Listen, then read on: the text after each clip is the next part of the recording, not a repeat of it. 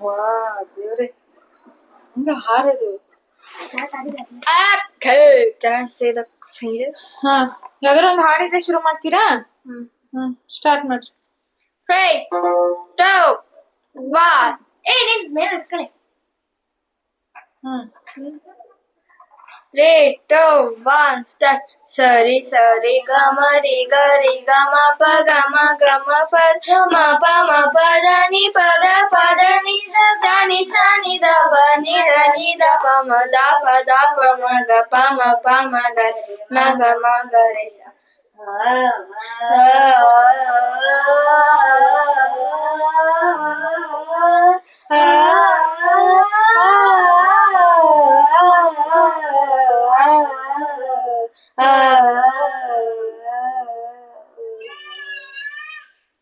ಇನ್ನೊಂದ್ ಸ್ಪೀಡ್ ಹೇಳ್ಬೋದು? ಇನ್ನೊಂದ್ ಸ್ಪೀಡ್ ಹೇಳ್ರಿ. 3, 2, 1 ಸರಿ ಸರಿ ಗ ಮ ರಿ ಗ ಮ ಪ ಗ ಮ ಪ ದ ಮ ದ ನಿ ಪ ದ ನಿ ಸ ನಿ ದ ಪ ನಿ ದ ಪ ಮ ದ ಪ ಮ ಗ ಪ ಮ ಗ ರೆ ಸ.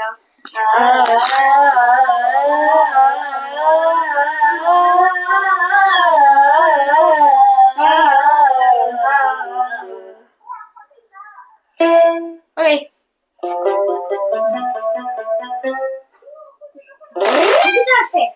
Yep. ಈಗೇನು ಕನ್ನಡ ಟೆಸ್ಟ್ ಅಂತ ಏನ್ ವ್ಯಾಕರಣ ಶುರು ಮಾಡೋಣ. ಆಯ್ತು. ಈಗ ಇದು ಫಸ್ಟ್ ಲೆಸನ್ ಇಂದ ಇದು ಕ್ರಿಯಾಪದದ ಬಗ್ಗೆನಾ? ನೋಡು, ಸಾಮಾನ್ಯವಾಗಿ ಒಂದು ಕ್ರಿಯೆಯ ಪೂರ್ಣ ಅರ್ಥವನ್ನ ಕೊಡೋ ಪದಕ್ಕೆ ಕ್ರಿಯಾಪದ ಅಂತ ಕರಿತೀವಿ.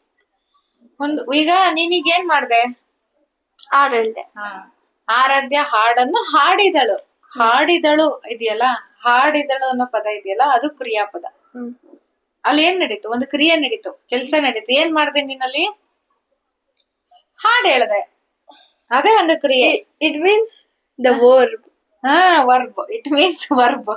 The action word. ಗೊತ್ತಾಯ್ತಾ? ಉದಾಹರಣೆಗೆ ಹಾಡಿದಳು, ಮಾಡಿದನು, ಮಾಡುತ್ತಾಳೆ, ಮಾಡುವನು, ಮಾಡುವುದು, ಇವೆಲ್ಲ ಕೂಡ ಏನು? ಕ್ರಿಯಾಪದ. ಅರ್ಥ ಆಯ್ತಾ? ಈಗ ಕ್ರಿಯಾಪದ ಅಂದ್ರೆ ಇಷ್ಟೇ, ಸಿಂಪಲ್ ಆಗಿ. ಇನ್ನ ಇದ್ರಲ್ಲಿ ಏನು ಅಂತಂದ್ರೆ ಮೂಲ ಅಥವಾ ಸಹಜ ಧಾತುಗಳು ಯಾವ್ಯಾವ್ದು ಅಂತ ಕೇಳಿದ್ದಾರೆ. ಅದ್ರದ್ದು ಧಾತುಗಳು, ಮೂಲ ಧಾತುಗಳು ಅಥವಾ ಧಾತುಗಳು ಅಂದ್ರೆ ಅದೇ ಹೇಳ್ತಾ ಇರೋದು. ಮೂಲ ಅಂದ್ರೆ ಏನು ಅಂದ್ರೆ, ಈಗ ಮಾಡು, ಮಾಡಿದನು ಅದರ ಧಾತು ಮಾಡು, ತಿಂದನು ಅದರ ಮೂಲ ಧಾತು ಅಥವಾ ಮೂಲ ತಿನ್ನು. ಈಗ ಹೋಗುವನು, ಹೋದನು, ಹೋಗು, ಅದರ ಧಾತು ಅರ್ಥ. ಬರುವನು, ಬರುವಳು, ಬಂದನು, ಬರು. ಓದು, ಓಡು, ಮುಚ್ಚು, ನೋಡು, ಒಪ್ಪು, ಏರು, ಇಳಿ, ಬೀಳು, ಬರೆ, ಹಿಗ್ಗು, ತೂಗು, ಮಲಗು, ಏಳು, ನಡೆ, ಈಜು, ಮುಚ್ಚು, ಬೆಳಗು, ಇವೆಲ್ಲ ಧಾತುಗಳು. ಗೊತ್ತಾಯ್ತಾ? ಧಾತುಗಳು ಅಂದ್ರೆ ನಾವೀಗೊಂದು ಕ್ರಿಯಾಪದ ಇರುತ್ತಲ್ಲಪ್ಪ, ಹಾಡಿದಳು, ಅದ್ರಲ್ಲಿ ಹಾಡು ಮಾತ್ರ. ಹಾಡಿದಳು ಅದು ಫುಲ್ ಕ್ರಿಯಾಪದ. ಅದ್ರಲ್ಲಿ ಧಾತು ಯಾವುದು ಅಥವಾ ಮೂಲ ಪದ ಯಾವುದು ಅಂದ್ರೆ ಹಾಡು. ಈಗ ಅರ್ಥ ಆಯ್ತಾ? ಆತರ. ಈಗ ಒಪ್ಪಿದನು, ಒಪ್ಪು ಅಷ್ಟೆ. ಏರಿದನು, ಬೆಟ್ಟ ಏರಿದನು, ಏರು ಅಂತಕ್ಕಂಥದ್ದು. ಅರ್ಥ ಆಯ್ತಾ? ಈಗ ಅದು ಮತ್ತೆ ನೆಕ್ಸ್ಟ್ ಪ್ರತ್ಯಯ ಅಂತ ಅಥವಾ ಸಾಧಿತ ಧಾತುಗಳು ಅಂತ ಕೊಟ್ಟಿದ್ದಾರೆ. ಏನು ಅಂದ್ರೆ ನಾಮ ಪ್ರಕೃತಿ ಅಥವಾ ಅನುಕರಣ ಶಬ್ದಗಳ ಮೇಲೆ ಇಸು ಪ್ರತ್ಯಯ ಸೇರಿದಾಗ ಇವು ಪ್ರತ್ಯಯ ಅಂತ ಧಾತು ಅಥವಾ ಸಾಧಿತ ಧಾತು ಅಂತ ಕರ್ಸ್ಕೊಳ್ಳುತ್ತೆ ಅಂತ ಕೊಟ್ಟಿದ್ದಾರೆ. ಪ್ರತ್ಯಯಾಂತ ಅಂದ್ರೂ ಒಂದೇನೆ, ಸಾಧಿತ ಧಾತು ಅಂದ್ರೂ ಒಂದೇನೆ. ಸಾಧಿತ ಧಾತು ಅಂದ್ರೂ ಒಂದೇನೆ, ಪ್ರತ್ಯಯ ಅಂತ್ಯ. ಪ್ರತ್ಯಯಗಳು ಅಂದ್ರೆ ಯಾವ್ಯಾವ? ವಿಭಕ್ತಿ ಪ್ರತ್ಯಯಗಳು ಹೂ, ಅನ್ನು, ಇಂದ, ಗೆ, ದಸೆಯಿಂದ, ಅಲ್ಲಿ ಅಂತ ಇದಾವಲ್ವಾ, ಅವೆಲ್ಲ ಪ್ರತ್ಯಯಗಳು. ಪ್ರತ್ಯಯಾಂತ್ಯ ಅಂದ್ರೆ ಅಂತ್ಯ, ಪ್ರತ್ಯಯಗಳಲ್ಲಿ ಕೊನೆಗೊಳ್ಳೋದು, ಪ್ರತ್ಯಯದ ಅಂತ್ಯ.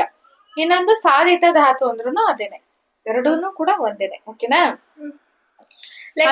ಆ, ಅನ್ನು, ಇಂದಾಗೆ, ದೆಸೆಯಿಂದ, ಆ, ಅಲ್ಲಿ,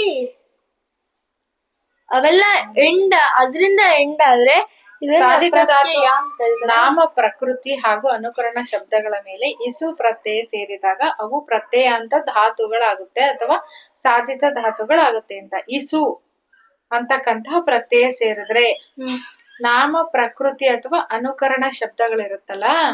ಈಗ ಅನುಕರಣ ಶಬ್ದ ಅಂದ್ರೆ ಏನು? ನೀರ್ ಹೆಂಗ್ ಹರಿಯುತ್ತೆ? ಜುಳು ಜುಳು ಜುಳು ಜುಳು ಅಂತ ನೀರ್ ಹರಿಯತ್ತೆ. ಓಕೆ. ಬೆಂಕಿ ಹೆಂಗ್ ಉರಿಯತ್ತೆ? ದಗ ದಗ ದಗ ದಗ ಬಗ ಬಗ ಅಲ್ಲ, ದಗ ದಗ ದಗ ದಗ ಅಂತ ಬೆಂಕಿ ಉರಿಯತ್ತೆ. ಅದು ಅದನ್ನ ಸೌಂಡ್ ಅನ್ನ ನಾವು ಅನುಕರಣೆ ಮಾಡ್ತೀವಲ್ವಾ, ಆ ಸೌಂಡ್ ಅನ್ನ ನಮ್ ಪದಗಳಲ್ಲಿ ಹೇಳ್ತೀವಲ್ವಾ, ನೀರ್ ಜುಳು ಜುಳು ಅಂತ ಹರಿತು, ಆಮೇಲೆ ದಗ ದಗ ಅಂತ ಬೆಂಕಿ ಉರಿತು. ಗಾಳಿ ಬೀಸೋದಕ್ಕೆ ಏನಂತೀವಿ ಜೋರೆ ಬರ್ರಂತ ಗಾಳಿ ಬೀಸ್ತು ಎಂತ ಇರ್ತೀವಲ್ಲ ಹಂಗೆ. ಆ ರೀತಿಯಾಗಿ ಏನಂತೀವಿ ಅನುಕರಣ ಶಬ್ದಗಳ ಮೇಲೆ ಇಸು ಅಂತಕ್ಕಂತಹ ಇಸು ಅನ್ನೋದು, ಈಗ ಹೂ ಅನ್ನು ಇಂದಗೆ ದೆಸೆಯಿಂದ ಅಲ್ಲಿ ಅಂತ ಪ್ರತ್ಯಯ ಇದಾವಲ್ಲ, ಇಸು ಅಂತಕ್ಕಂಥದ್ದು ಕೂಡ ಒಂದು ಪ್ರತ್ಯಯ. ಇಸು ಅನ್ನೋ ಪ್ರತ್ಯಯ ಸೇರಿದ್ರೆ ಕರೆದ್ರ ಯಾರಾದ್ರೂ ಇಸು ಅನ್ನೋ ಪ್ರತ್ಯಯ ಸೇರಿದ್ರೆ, ಪ್ರತ್ಯಯ ಅಂತ್ಯ ಆದ್ರೆ ಅದನ್ನ ನಾವು ಸಾಧಿತ ಧಾತು ಅಂತ ಕರಿತೀವಿ. ಓಕೆನಾ? ಈಗ ನೋಡು, ಪ್ರಕೃತಿ ಏನು? ಕನ್ನಡ ಅಂತಕ್ಕಂಥದ್ದು ಪ್ರಕೃತಿ. ಅವ್ರಿಗೂ ಎಕ್ಸಾಂಪಲ್ ಕೊಟ್ಟಿದ್ದಾರೆ. ಪ್ರತ್ಯಯ ಏನು? ಪ್ರಕೃತಿ ಮತ್ತೆ ಪ್ರತ್ಯಯ. ಕನ್ನಡ ಅಂತಕ್ಕಂಥದ್ದು ಪ್ರಕೃತಿ, ಇದು ನ್ಯಾಚುರಲ್ ವರ್ಡ್. ಪ್ರತ್ಯಯ ಏನದಕ್ಕೇನು? ಇಸು ಅನ್ನೋ ಪ್ರತ್ಯಯ ಸೇರಿದೆ. ಓಕೆನಾ? ಪ್ರತ್ಯಯ ಅಂದ್ರೆ ಇಸು. ಓಕೆನಾ? ಹೂವನ್ನು ಇಂದಗೆ ದೆಸೆಯಿಂದ ಅಲ್ಲಿ ಅಂತ ಪ್ರತ್ಯಯಗಳಿದಾವಲ್ಲಪ್ಪ, ಅದೇ ತರ ಇಸು ಅಂತಕ್ಕಂಥದ್ದು ಒಂದು ಪ್ರತ್ಯಯ. ವಿಭಕ್ತಿ ಪ್ರತ್ಯಯಗಳು ಆಯ್ತಾ? ಈ ಸಾಧಿತ ಧಾತುಗಳಲ್ಲಿ ಬರುತ್ತೆ ಇದು. ಈಗ ಕನ್ನಡಿಸು. ನಾನು ನೆನ್ನೆ ಆನ್ಸರಲ್ಲಿ ಎಕ್ಸ್ಪ್ಲೈನ್ ಮಾಡಿದೆ ನಾನೆಲ್ಲ. ಇಸು, ಈಗ, ಇರಿ ಅಂತ ಬರುತ್ತೆ, ಅವೆಲ್ಲವೂ ಕೂಡ ಪ್ರತ್ಯಯಗಳು ಅಂತ ಬಂದಿತ್ತು.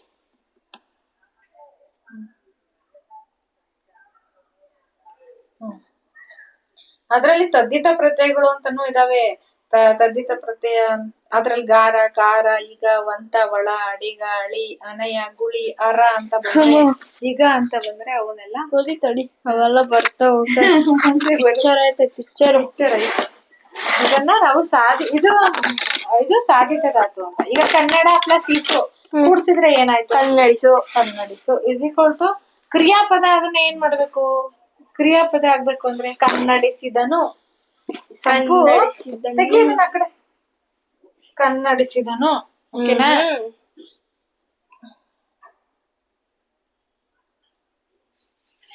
ಇನ್ನ ಧಗ ಧಗ ಪ್ಲಸ್ ಇಸು, ಧಗ ಧಗಿಸು. ಓಕೆ, ಕ್ರಿಯಾಪದ ಆಗ್ಬೇಕಂದ್ರೆ ಧಗಧಗಿಸುತ್ತದೆ. ಓಕೆ, ಧಗಧಗಿಸುತ್ತದೆ. ದುಃಖ ಪ್ಲಸ್ ಇಸು, ನಾವ್ ಯಾವ ತರ ಬರಬಹುದಾ? ಧಗಧಗಿಸುತ್ತದೆ, ಧಗಧಗಿಸುತ್ತೆ ಅಲ್ಲ, ಆಗಿದೆ ಕೆಲ್ಸ ಅಂತ. ಅಲ್ಲಿ ಕೆಲ್ಸ ಆಗಿರ್ಬೇಕು, ಕೆಲ್ಸ ನಡೆದಿರ್ಬೇಕು, ಅಲ್ಲಿ ಕ್ರಿಯೆ ಆಗಿರ್ಬೇಕು. ಹಾಡಿದಳು, ಹಾಡುತ್ತಾಳೆ, ಹಾಡಿದಳು ಕೆಲ್ಸ ಆಗಿರ್ಬೇಕು, ಕ್ರಿಯಾಪದ. ಅಲ್ಲಿ ಕ್ರಿಯೆ ನಡೆದಿರ್ಬೇಕು. ಗೊತ್ತಾಯ್ತಾ ಈಗ? ಆತರ ಕನ್ನಡಿಸಿದನು, ಧಗಧಗಿಸುತ್ತದೆ. ದುಃಖ ಪ್ಲಸ್ ಇಸು, ದುಃಖಿಸು, ದುಃಖಿಸುವನು. ಫ್ಯೂಚರ್ ದುಃಖಿಸಿದನು ಆಗ್ಬೇಕು, ದುಃಖಿಸುವನು ಅಂತ ಕೊಟ್ಟಿದ್ದಾರೆ ಅವರು ಅಲ್ಲ. ದುಃಖಿಸುವನು ಅದಕ್ಕೆ ಕ್ರಿಯೆ ಅಲ್ಲಿ ನಡೆದಿದೆ ಅಂತ. ಮತ್ತೆ ಇದರಲ್ಲಿ ಸಕರ್ಮಕ ಧಾತು, ಸಕರ್ಮಕ ಧಾತು ಮತ್ತು ಅಕರ್ಮಕ ಧಾತು ಅಂತ ಬರುತ್ತೆ. ಸಕರ್ಮ, ಅಕರ್ಮ. ಹೇಳ. ಸಕರ್ಮ, ಅಕರ್ಮ. ಸಕರ್ಮಕ ಧಾತು, ಅಕರ್ಮ. ಗಣೇಶನು ಹಣ್ಣನ್ನು ತಿಂದನು. ಈ ವಾಕ್ಯದಲ್ಲಿ ಗಣೇಶನು ಕರ್ತೃಪದ, ಹಣ್ಣನ್ನು ಕರ್ಮಪದ, ತಿಂದನು ಕ್ರಿಯಾಪದ. ಗೊತ್ತಾಯ್ತಾ? ಇಲ್ಲಿ ಗಣೇಶನು ಏನನ್ನು ತಿಂದನು? ಹಣ್ಣನ್ನು ತಿಂದನು, ಅದು ಕರ್ಮ. ಹಣ್ಣು ಅನ್ನೋ ಉತ್ತರ ಬರುತ್ತೆ. ಹಾಗಾಗಿ ಕ್ರಿಯೆಯ ಪದವನ್ನ ಆಧಾರವಾಗಿ ಇಟ್ಕೊಂಡು ಏನನ್ನ ಅಂತ ಹೇಳಿ ನಾವು ಪ್ರಶ್ನೆ ಮಾಡಿದಾಗ ಕರ್ಮಪದ ಬರ್ಬೇಕಲ್ಲಿ. ಕರ್ಮಪದ ಅಂದ್ರೆ ಏನಂತಿಂದ ಗಣೇಶ? ಹಣ್ಣು ಅನ್ನೋದು ಕರ್ಮಪದ ಆಯ್ತಾ? ಅವಾಗ ಅವ್ರು ಕರ್ತೃ ಅಂದ್ರೆ ಈಗ ನಾನು ಶಾಲಿನಿ, ಎಕ್ಸಾಂಪಲ್ ನೀನ್ ಆರಾಧ್ಯ. ಓಕೆನಾ? ಆರಾಧ್ಯ ಹಣ್ಣನ್ನ ತಿಂದ್ಲು, ಆರಾಧ್ಯ ಕರ್ತೃಪದ. ಇದು ಹಣ್ಣು ಏನು? ಕರ್ಮಪದ. ಕ್ರಿಯಾಪದ ಏನು? ತಿಂದಳು. ಆಯ್ತಾ? ಇವಾಗ ನಾವು ಕ್ವಶನ್ ಕೇಳ್ತೀನಿ. ಆರಾಧ್ಯ ಆರಾಧ್ಯ ಏನನ್ನು ತಿನ್ನದು, ಅವಾಗ ಕರ್ಮಪದ ಬರ್ಬೇಕು. ಹಣ್ಣನ್ನು ತಿಂದಳು. ಹಣ್ಣನ್ನು ತಿನ್ನಲು ಯಾರು ತಿಂದರು? ಹಣ್ಣನ್ನು ಕರ್ಮಪದ ಅಷ್ಟೇ ಕೇಳಿರೋದವ್ರು. ಆರಾಧ್ಯ ಏನನ್ನು ತಿಂದಳು?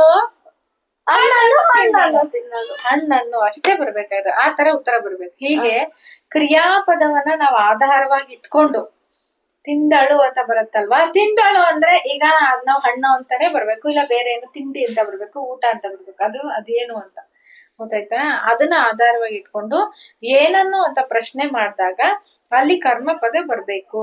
ಆದ್ರೆ ಕೆಲವು ಕ್ರಿಯಾಪದಗಳು ಕರ್ಮಪದ ಇಲ್ಲದೆ ಕೂಡ ಬಳಕೆಯಾಗುತ್ತೆ. ಕೆಲವು ಕ್ರಿಯಾಪದಗಳು ಅಂದ್ರೆ ರಹಿಮ ಓಡಿದನು, ಅಲ್ಲಿ ಕರ್ಮಪದ ಬೇಡ. ಅಲ್ಲಿ ರಹಿಮ ಓಡಿದನು ಮತ್ ಮಧ್ಯೆ ಇನ್ನೊಂದು ಪದ ಬೇಡ. ಅಲ್ಲಿ ಎರಡೇ, ರಹಿಮ ಅನ್ನೋನು ಕರ್ತೃಪದ, ಓಡಿದನು ಕ್ರಿಯಾಪದ, ಮಧ್ಯೆ ಕರ್ಮಪದ ಬೇಡ. ಅರ್ಥ ಆಯ್ತು ನಮಗೆ ಏನ್ ಹೇಳ್ತಾ ಅದು. ರಹಿಮ ಓಡೋದ, ನಮಗೆ ಅರ್ಥ ಆಯ್ತು ಅವ್ನು ಓಡೋದ ಅಂತ. ಆಯ್ತಾ. ಅದೇ ನೀವ್ ಗಣೇಶ ತಿಂದನು ಅಂದ್ರೆ ಅಲ್ಲಿ ಕ್ವಶನ್ ಮಾರ್ಕ್ ಬರುತ್ತೆ. ಏನ್ ತಿಂದ ಅಂತ ಕ್ವಶನ್ ಮಾರ್ಕ್. ಅಲ್ಲಿ ಬೇಕೇ ಬೇಕು ಕರ್ಮಪದ. ಊಟ ತಿನ್ನ, ಹಣ್ಣು ತಿನ್ನ, ಕಬ್ಬು ತಿನ್ನ, ಎಲೆ ತಿನ್ನ, ಸೊಪ್ಪು ತಿನ್ನ, ತರಕಾರಿ ತಿನ್ನ, ಏನ್ ತಿಂದ ಅಂತ ಆತರ. ಅದು ಕೆಲವು ಕಡೆ ಇದು ಬೇಡ. ರಮೇಶ ಓಡಿದನು, ಇಲ್ಲಿ ಮತ್ತೆ ಕರ್ಮಪದದ ಅವಶ್ಯಕತೆ ಇದೆಯಾ? ಇಲ್ಲ. ಅವನು ಓಡೋದ ಅಂತ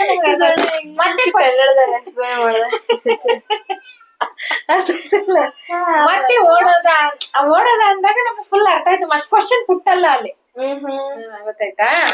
ಇಲ್ಲಿ ರಹಿಮ ಏನನ್ನು ಓಡಿದನು ಅಂತ ಪ್ರಶ್ನೆ ನಮಗೆ ಬರಲ್ಲ. ಸರಿಯಾಗತ್ತ ಏನನ್ನ ಓಡಿದ ಅಂದ್ರೆ.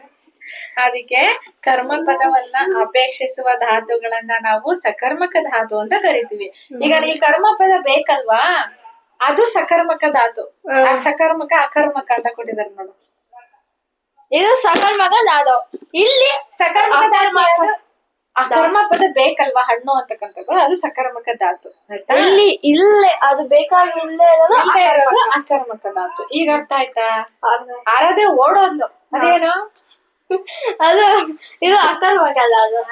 ಆರಾಧ್ಯ ತಿಂದಳು, ಅದು ಅಕರ್ಮಕ ಅಲ್ಲ, ಅದು ಬರಲ್ಲ. ಅದು ಆರಾಧ್ಯ ಏನನ್ನು ತಿಂದಳು ಅವರತ್ತವ ಕ್ವಶನ್ ಮಾಡ್ಕೊ. ನೀನ್ ಆತರ ಹೇಳ್ಬೇಕು. ಆರಾಧ್ಯ ಏನನ್ನು ತಿಂದಳು, ಅವಾಗ ನಾನ್ ಹೇಳ್ಬೇಕು ಆರಾಧ್ಯ ಊಟ ತಿಂದಳು, ಹಣ್ಣನ್ನು ತಿಂದಳು, ಅದು ಸಕರ್ಮಕ ಧಾತು. ಅರ್ಥ ಆಯ್ತಾ ಈಗ. ಈಗ ಸಕರ್ಮಕ ಧಾತುಗಳು ಯಾವ್ಯಾವ? ಇದನ್ನ ಸೆಂಟೆನ್ಸ್, ಟೈಪ್ಸ್ ಆಫ್ ಸೆಂಟೆನ್ಸ್ ಅಂತ ಹೇಳ್ತೀವಿ ಇಂಗ್ಲಿಷ್ ಅಲ್ಲ. ಈಗ ನೋಡು, ಅದ್ರಲ್ಲಿ ಇಂಪರೇಟಿವ್ ಅಂತ ಇರುತ್ತೆ, ಇಂಟ್ರಾಗೇಟಿವ್ ಅಂತ ಇರುತ್ತೆ, ಎಕ್ಸ್ಕ್ಲಾಮೇಟರಿ ಇರುತ್ತೆ, ಆಮೇಲೆ ಇನ್ನೊಂದು ಇರುತ್ತೆ. ಅಂದ್ರೆ ಕ್ವಶನ್ ಕೇಳೋದಕ್ಕೆ ಒಂದು ಇರುತ್ತೆ. ಡಿಕ್ಲರೇಟಿವ್. ಈಗ ಸಕರ್ಮಕ ಧಾತುಗೆ ಎಕ್ಸಾಂಪಲ್ ಏನಪ್ಪಾ ಅಂತಂದ್ರೆ ರಕ್ಷಿಸು, ಕಟ್ಟು, ಓದು, ಮಾಡು, ಉಣ್ಣು, ಕತ್ತರಿಸು, ತೆರೆ, ಸೇರು. ಇವೆಲ್ಲ ನೀವು ವರ್ಡ್ ಹೇಳಿದ್ರೇನೆ ಏನು ಅನ್ನೋ ಕ್ವಶನ್ ಬರುತ್ತೆ. ರಕ್ಷಿಸು, ಏನನ್ನ ರಕ್ಷಿಸಿದ, ಯಾರನ್ನ ರಕ್ಷಿಸಿದ, ಆತರ ಕ್ವಶನ್ ಮಾರ್ಕ್ ಬರುತ್ತೆ. ಅಲ್ಲಿ ನಮಗೆ ಕರ್ಮಪದ ಬೇಕೇ ಬೇಕು. ಆಯ್ತಾ. ಹಾಗಾಗಿ ಕಟ್ಟು, ಏನನ್ನ ಕಟ್ಟೋದು, ಯಾವುದನ್ನ ಕಟ್ಟೋದು. ಓದು, ಏನನ್ನ ಓದೋದು, ಯಾವ ಸಬ್ಜೆಕ್ಟ್ ಅನ್ನ ಓದೋದು, ಅಲ್ಲಿ ಕ್ವಶನ್ ಮಾರ್ಕ್ ಬರುತ್ತೆ. ಹಾಗಾಗಿ ಇವೆಲ್ಲ ಏನೋ ಸಕರ್ಮಕ ಧಾತು. ಮಾಡು, ಏನನ್ನ ಮಾಡಿದ, ಏನನ್ನ ಮಾಡ್ಬೇಕು. ಈಗ ಉಣ್ಣು, ಏನನ್ನ ಉಂಡ. ಕತ್ತರಿಸು, ಏನನ್ನ ಕತ್ತರಿಸಿದ, ಯಾವುದನ್ನ ಕತ್ತರಿಸ್ಬೇಕು, ಕ್ವಶನ್ ಮಾರ್ಕ್ ಬರುತ್ತೆ. ಹಾಗಾಗಿ ಸಕರ್ಮಕ ಧಾತು. ಮತ್ತೆ ತೆರೆ, ಯಾವುದಕ್ಕೆ ತೆರೆ ಬಿತ್ತು, ಎಂಡ್. ಅದು ತೆರೆ ಅಂದ್ರೆ ಹಿಂಗ್ ಓಪನ್ ಅಂತಾನು ಕೂಡ ಆಗುತ್ತೆ. ಓಪನ್ ಅಂತಾನು, ತೆರೆದರು, ಬಾಗಿಲು ತೆರೆದರು, ಅಥವಾ ತೆರೆ ಹೇಳಿದ್ರು ಅಂದ್ರೆ ಅಂತ್ಯ, ಎಂಡಿಂಗ್ ಅಂತಾನು ಆಗುತ್ತೆ.